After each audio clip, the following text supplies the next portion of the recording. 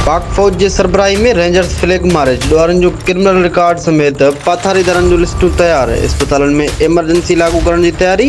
कचो हाणे नाहे जो अंदर वेठल कचे रियासत जे रखवालनि जो वायूं बताल। को चवे त आऊं मज़लूमनि जो तर्जुमान आहियां त को चवे मां धाड़ेल न आहियां। कुछ इलाइक़नि में सर्च ऑपरेशन भी शुरू, रिज़ल्ट भी अची विया। कचे ऑपरेशन बाबत मुकम्मल मालूमात ॾिसंदा हिन वीडियो में आख़िर ताईं जुड़िया रहो। नाज़रीन, उत्तर सिंध में इन वक्त हर माण्हू जे वात में सिर्फ़ कचो ऐं कचे में हलंदड़ सिक्योरिटी इदारनि जहिड़ो आर्मी, रेंजर्स ऐं पुलिस जे गॾियल ग्रैंड ऑपरेशन आहे।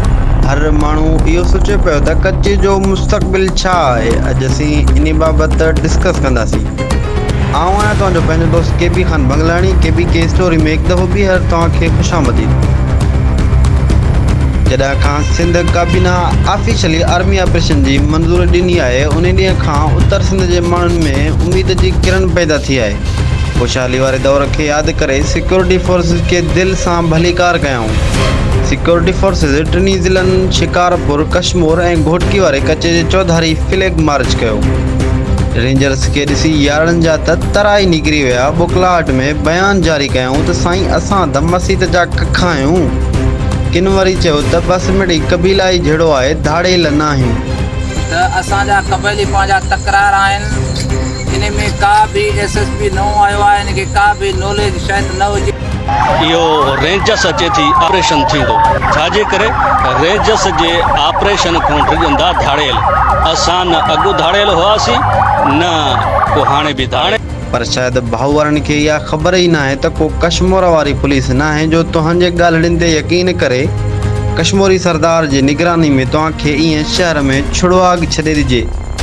पर यादि रखो, रियासत यानी देखभाल कंदड़ माउ खां ॾिंगा ॿार ॻिझा न आहिनि हूंदा, सो तव्हांजे रुपए जो हिसाब रखनि था।